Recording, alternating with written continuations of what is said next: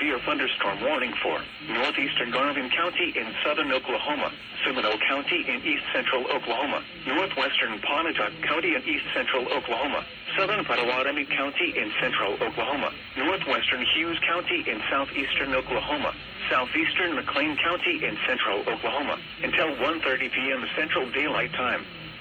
At 12:27 p.m. Central Daylight Time, severe thunderstorms were located along a line extending from 5 miles northwest of Cromwell to 4 miles east of Powley, moving east at 20 miles an hour. Expected hazards include 60 miles an hour wind gusts and quarter-size hail. This is a radar-indicated threat. The following impacts are expected. Hail damage to vehicles is expected. Expect wind damage to roofs, siding, and trees. Locations impacted include Seminole, Wewoka, Stratford, Kanawha, Maud, Powley, Olex, Asher, Winnett, Cromwell, Byers, St. Louis, Van Nuys, Little, Leva, and Harjo. Remain alert for a possible tornado. Tornadoes can develop quickly from severe thunderstorms. If you spot a tornado, go at once into the basement or small central room in a sturdy structure.